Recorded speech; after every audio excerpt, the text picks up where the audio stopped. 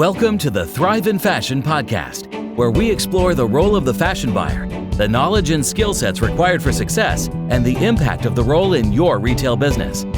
In each episode, you will learn about industry best practice and how the buyer's role is evolving in this ever-changing, fast-paced industry. And now, here is your host, a fashion industry expert with over 20 years of experience, Elizabeth McHale. Having a strong working knowledge about fabrics empowers you as a fashion buyer to make confident, informed decisions.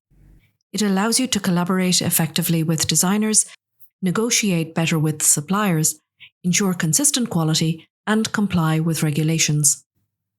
Hello, and welcome to another episode of Thrive in Fashion. I'm your host, Elizabeth McHale, and today we are talking about the importance of fabric knowledge. This is particularly relevant for fashion buyers responsible for developing private label products. Before I explain how fabric knowledge helps you as a buyer to be more effective, let me explain why fashion buyers should know about fabrics. Let's start with an example. When you are making any buying decision, whether it's for a new car or a phone or maybe an air fryer, you will definitely do your research and understand the key features of the model or product that you're looking at. You will invariably do price comparisons and shop around before you make your final decision. The same process applies to fashion buyers when discussing cost prices for garments and looking at fabrics, because that potentially can become a confirmed order that will use thousands of dollars worth of fabric. The considerations when selecting and discussing fabrics for a garment are not just based on aesthetics, but also include price and availability, and more important, other components such as fabric type and composition, weight and finishes, including suitability for purpose, as it will need to meet the testing requirements. When undertaking product development, choosing the right fabric is crucial in the design and manufacturing phases. The wrong fabric can ruin the fit, feel, and overall aesthetic of a garment. You can also waste time and money selecting fabrics that are not appropriate for a particular style. Developing samples in a fabric that does not suit the style or is not in your price range will also cause delays and will affect the critical path timelines and in turn delay the launch of your products on the shop floor. Another reason a fashion buyer needs to know about fabrics, it's important when it comes to negotiating the product offers and prices with your suppliers. So understanding your fabric quality and the properties that you select puts you in a much stronger position to ensure that you can receive the best value for your budget. It also means when you're cross-costing, and this is where you request a few suppliers to provide costings for the same garment, you must establish the fabric properties so that the prices are based on the same specifications. This allows you to compare apples with apples. All fabrics should be fit for purpose in a garment and meet industry standards and the required regulations depending on the territory in which you're going to be selling those products and the category with which you're selling them. It's essential to avoid legal issues and maintain brand credibility. The quality and safety standards are particularly important, for example, with kids' wear garments. Buyers must consider aspects such as safety and compliance with regulations, comfort and skin sensitivity, and durability and maintenance. When we look at how fabric knowledge can make a fashion buyer more effective, knowing what you are looking for and what you're talking about equips you as a buyer to make informed decisions about your fabric selection and also be much more confident when asking questions. A buyer with a good working textile knowledge should be able to assess the quality of fabric when meeting a supplier, or at least provide specifications about the quality of fabrics required. With experience, you will get to know even by touch whether the fabric can be shortlisted or not. Sometimes you could find yourself in a situation, as I have done in the past, where I'm in a supplier's office looking at fabrics and all of a sudden the lights have gone out and you're looking at fabrics by candlelight. To be honest, you're not going to place an order based on that, but it just helps to know what you're dealing with. Understanding the fabric properties helps you to differentiate between similar fabrics and to choose the ones that balance quality and cost to fit your requirements. In the same way that fashion trends change, so do fabrics, and it is important to select fabrics that align with current and future trends. There are so many innovations and advances, particularly with sportswear fabrics, A buyer with fabric knowledge expertise can usually and quickly identify and resolve issues related to quality, production processes, or supplier inconsistencies. When approving the bulk fabric for production, for example, it is important that you compare this with what was agreed at the time of order confirmation and what was approved during any subsequent approval or fit processes. So make sure that you do have a sample. There are several issues arising from a lack of fabric knowledge. The first of these is inconsistent quality, where a buyer may select a fabric that does not wear well, in particularly when washed multiple times, and this leads to customer dissatisfaction and returns. Incorrect fabric choices can cause delays in production processes, as unsuitable materials may need to be replaced or can cause manufacturing issues. Without understanding fabric properties or the difference between them, buyers may end up selecting a higher cost fabric that does not necessarily add value to your final product. And a lack or insufficient fabric knowledge can result in poor communication between buyers and designers, leading to products that do not meet the intended design specifications. You don't need to be a technical expert, but you should do your homework. When I was studying fashion design in college, it was one of the disciplines that we were taught. And there has been so much development in fabrics and technology over the years that it is important to keep up to date. There is a huge difference when you're looking at individual fabric rolls for small production versus sourcing fabrics for much larger bulk production runs. If you're looking to develop your fabric knowledge, there are a few different ways that you can start. Firstly, take a look at the items in your wardrobe, or even the next time that you go shopping, and look at the care labels to see what, for example, t-shirts are made of. These can be 100% cotton, 100% polyester, 100% viscose, or a mix of polyester and cotton, or even have some spandex or elastane included for stretch and recovery. It's important that you can identify the differences between the hand feel and the drape of the different fabrics. In addition, your t-shirt may feel different to touch because they might feel lighter in weight or heavier. And this does not mean that one is better quality than the other. It's just that the weights of the fabrics are different. The standard weight for a single jersey cotton t-shirt is 180 GSM. That's grams per square meter. This increases sometimes for a winter garment to 200 GSM or can decrease to 160 GSM depending on the look or silhouette that the buyer wants to follow. If you are working in a buying office, you will have access to various fabric hangers and swatches. Review and make notes about the qualities that you use most frequently. That will help you to identify the differences and remember your favorite ones.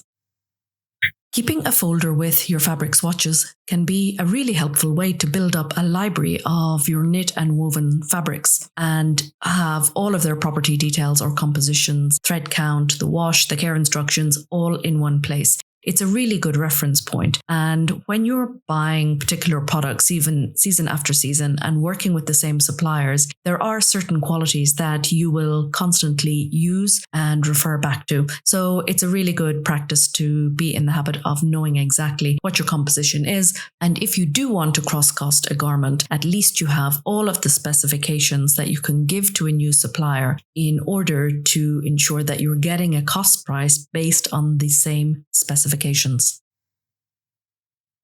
One of the most common fabrics that I mentioned is cotton. And once cotton is spun, it can be processed into various forms and different types of fabric. The main forms of cotton after it is spun can be a woven cotton fabric, which can be woven with a different weave, a plain weave, a twill weave, a satin, and a dobby. A twill weave, for example, is characterized by a diagonal rib pattern, and denim is a really good example of a twill weave fabric. When it comes to knitted cotton fabrics, the most common one will be single jersey, but there is also interlock knits, rib knits, and pearl knits. Single jersey is lightweight and typically used for t-shirts and underwear, whereas interlock can be used for sportswear, baby garments, and it's slightly thicker and more stable than single jersey. When it comes to specialty cotton fabrics, you're looking at flannel, corduroy, velveteen, and chambray. And there are also different finishes that will change the hand feel and the look of cotton fabrics. Treatments such as mercerized cotton, which increases its luster or the sheen, it increases strength and its capability to take on dye. Sanforized cotton means that it's pre-shrunk to prevent shrinkage after washing. a brush cotton, which means that mechanically the lint is removed and you get a really lovely soft, smooth surface. A lot of times if I was buying products for baby wear and if it was a long sleeved t-shirt for an autumn winter product, I might request that the face of the jersey is brushed. And that is something that has to be included in the cost price because that's an additional process. A little more in-depth knowledge will help you to understand why fabric qualities can seem the same, but that their specifications differ. And this is really down to the different processes that a supplier will use. From different manufacturing processes, where they might use different techniques and machinery, this will result in variations in texture, weight, and finish in comparison to another. So at least if you're starting off with the specifications that you are familiar with, it makes it easier for you then to compare and ask questions about why a fabric is different to the one that you were expecting. Differences in the quality and sourcing of the raw materials also can affect the final fabric quality, and this is tricky to determine. But again, asking questions when you don't understand or you don't have the answers is the best way to learn and understand clearly what is going on. So one supplier may have sourced cotton from Egypt, while another was sourcing it from India. And again, when cotton is being sold, it is also graded. It can be A grade, B or C, and this will also have a difference on the end product. Different chemical treatments and finishing processes will also alter the fabric's feel, appearance, and performance, particularly when it comes to the washing processes. A lot of times, the early samples of fabric that you receive for approval may be unwashed. Make sure that you get to sign off on a fully processed or washed fabric before going into production for your garments, because the variation can be huge. And while the supplier will insist it is the same fabric, sometimes if you're not that experienced, it can be difficult to recognize the fabric that you initially started off with and the one that has now appeared for your production sample. Varying quality control standards in the factories may also lead to inconsistencies in the final product. To develop accurate samples, as a buyer, you should be including a comprehensive fabric information in your tech packs. Here is what should be included. Number 1, your fabric type and composition. So specify the exact type of fabric and the fiber content. Like I mentioned earlier, that fiber content may be 100% cotton, or it could be 50% polyester or 50% cotton, which makes it a blended fabric.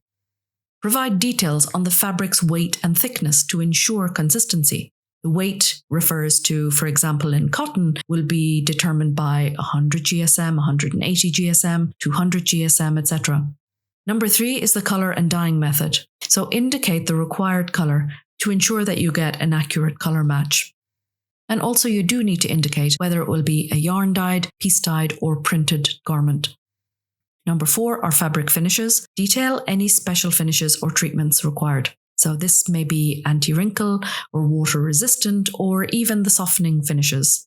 So for example, during the washing process, you may require a bio-wash on a garment, particularly for kids wear garments. This gives a really nice, soft hand feel.